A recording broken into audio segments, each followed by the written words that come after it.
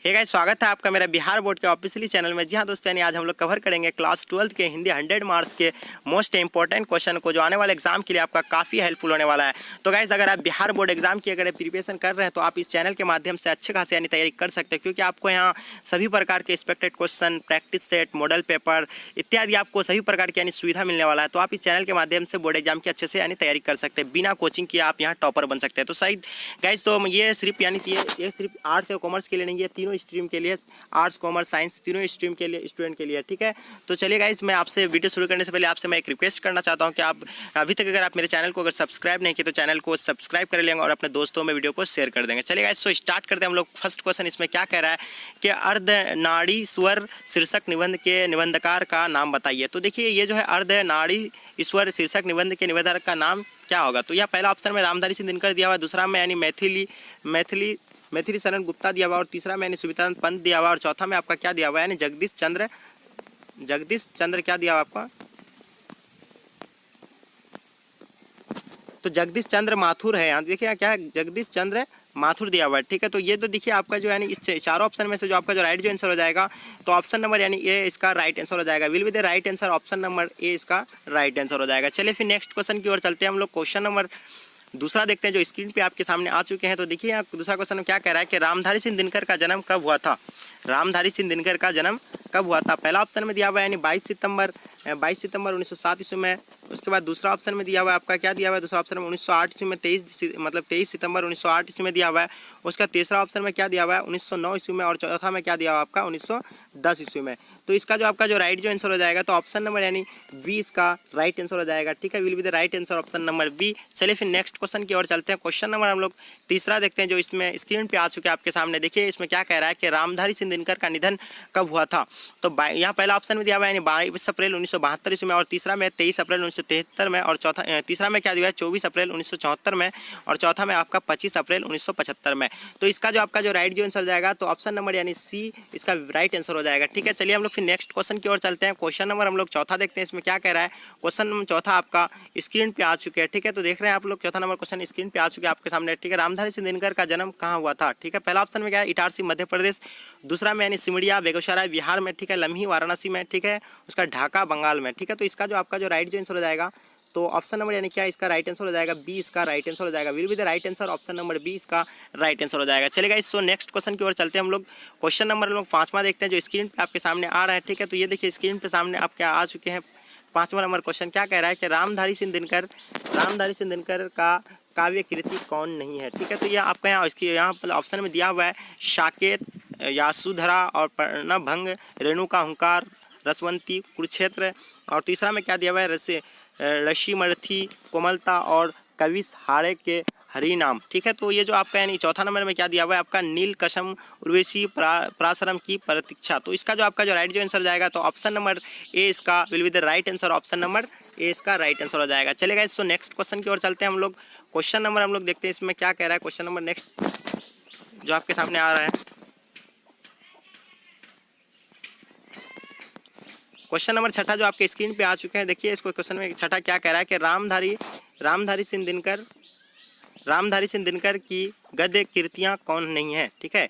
रामधारी सिंह दिनकर की गद्य कृतियाँ कौन नहीं है इसमें से, ठीक है। पहला ऑप्शन में दिया हुआ है कि मिट्टी की और अर्धनारीश्वर संस्कृत की 4 अध्याय, और बी में दिया हुआ है आषाढ़ का एक दिन, और उसका तीसरा दिया हुआ है यानी काव्य की भूमिका, शुद्ध कविता की खोज, और चौथा में क्या दिया हुआ आपका यानी व्हाट किल दिनकर की डायरी। तो इसका जो राइट जो आंसर हो जाएगा will be the right answer, option number B इसका राइट आंसर हो जाएगा। चलेगा इसको नेक्स्ट क्वेश्चन की ओर चलते हैं हम लोग। नेक्स्ट क्वेश्चन आपका स्क्रीन पे आ चुके हैं, ठीक है। देखिए इसमें नेक्स्ट सातवां नंबर क्वेश्चन क्या कह रहा है कि दिनकर को किस गद्य पुस्तक पर साहित्य अकादमी पुरस्कार मिला था। तो पहला आपका दिया हुआ है यानी अर्धनारीश्वर में दिया हुआ है, और दूसरा में यानी संस्कृति दिया हुआ है, और तीसरा में आपका क्या दिया हुआ है, तीसरा देखिए जो आपका क्या दिया हुआ है इसमें, तीसरा में आपका शुद्ध कविता की खोज, और चौथा में क्या है दिनकर की डायरी। तो इसका राइट जो आंसर हो जाएगा will be the right answer, option number B इसका राइट आंसर हो जाएगा, ऑप्शन नंबर बी आपका राइट आंसर हो जाएगा। चलिए हम लोग फिर नेक्स्ट क्वेश्चन की ओर चलते हैं।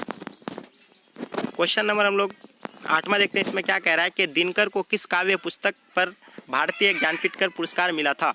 चलिए इसका हम ऑप्शन देखते हैं। पहला ऑप्शन में यानी हुंकार दिया हुआ है, दूसरा में यानी रसी भरमथी दिया हुआ है और तीसरा में यानी कुरुक्षेत्र और चौथा में उर्वशी। ठीक है, तो इसका राइट जो आंसर हो जाएगा ऑप्शन नंबर डी इसका will be the right answer. Option number D इसका राइट आंसर हो जाएगा। चलिए फिर नेक्स्ट क्वेश्चन की ओर चलते हैं हम लोग।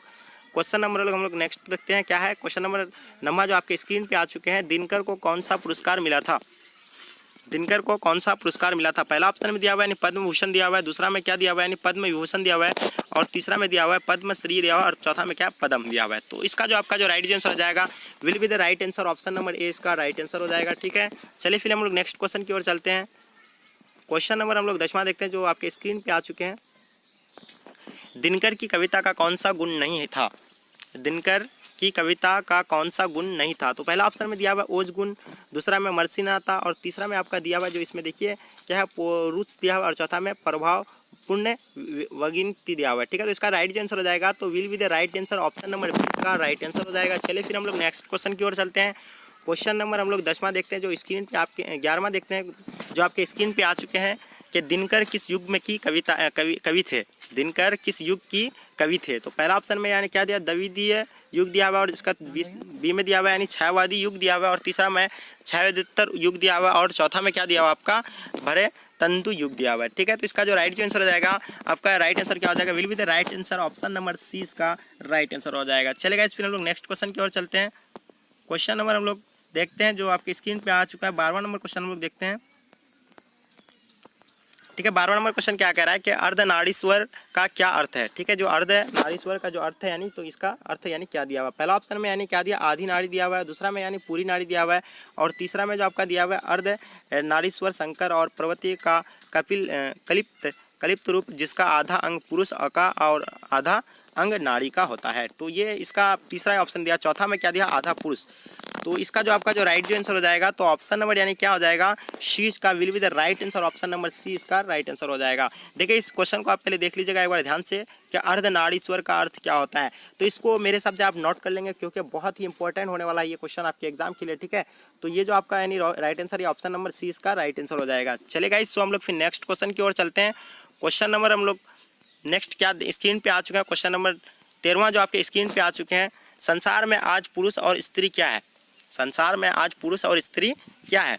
सर्वत पुरुष और स्त्री स्त्री। ठीक है, तो दूसरा में क्या कह रहा है पुरुष दबंग और स्त्री स्त्रियन। ठीक है, पुरुष सी में क्या बता रहा है कि पुरुष स्त्रियन और स्त्री पुरुष युक्त है। ठीक है, चौथा में क्या स्त्री पुरुष पर शासन करना चाहती है। तो इसका जो राइट जो आंसर हो जाएगा will be the right answer. Option number A इसका राइट आंसर हो जाएगा। ठीक है, तो क्या कह रहा है सर्वत पुरुष और स्त्री स्त्री। ठीक है, तो will be the right answer. Option number A इसका राइट आंसर हो जाएगा। क्वेश्चन को आप नोट कर लीजिएगा पहले क्या लिखा हुआ है संसार में आज पुरुष और स्त्री क्या है। ठीक है, तो ये इसको नोट कर लीजिएगा। चलिए फिर हम लोग नेक्स्ट क्वेश्चन की ओर चलते हैं। क्वेश्चन नंबर हम लोग नेक्स्ट देखते हैं जो स्क्रीन पे आपके सामने आ रहा है जो सो फाइनली आ गए हैं आपके स्क्रीन पे। 14 नंबर क्वेश्चन को देखिए ध्यान से आप। नर और नारी के काम क्या है?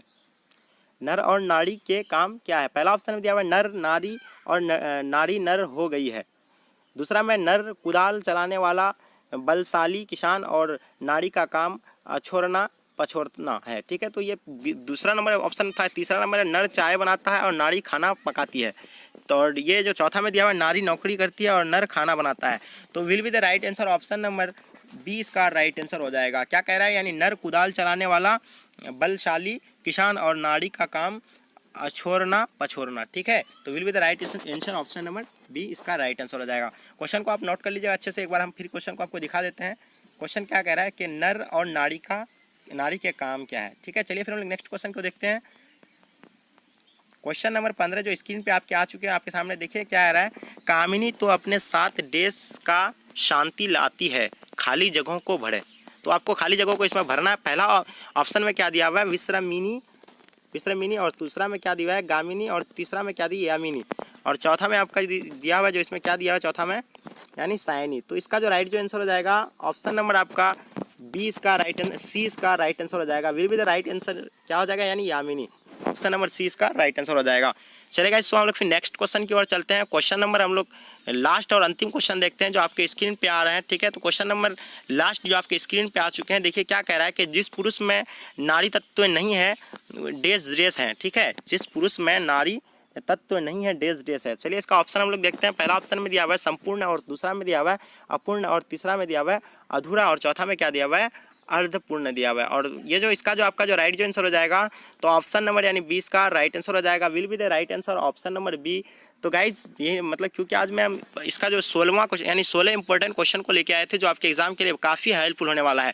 तो गाइज आज का आप एक सवाल है आपके सामने, आपको इस सवाल का जवाब देना है कमेंट सेक्शन में, ठीक है। आज का सवाल यह है कि रामधारी सिंह दिनकर का जन्म कब हुआ था। रामधारी सिंह दिनकर का जन्म कब हुआ था, यह आपका क्वेश्चन है आज का, ठीक है। आज का क्वेश्चन आपका यही है, तो आप इसका जवाब कमेंट सेक्शन में हमें बताएंगे, ठीक है। तो गाइज आप अगर इस पीडीएफ को अगर प्राप्त करना चाहते हैं तो मेरे नंबर पे, इस नंबर पे आप कॉल कीजिएगा, आपको पीडीएफ मिल जाएंगे 9162055090, आपको इसमें पीडीएफ मिल जाएंगे, ठीक है गाइज। तो गाइज अगर वीडियो अगर पसंद आया तो अपने दोस्तों में वीडियो को शेयर कर दीजिएगा और अपने वीडियो को लाइक कर देंगे, ठीक है। चलिए यहीं तक वीडियो को हम एंड करते हैं। जय हिंद जय भारत।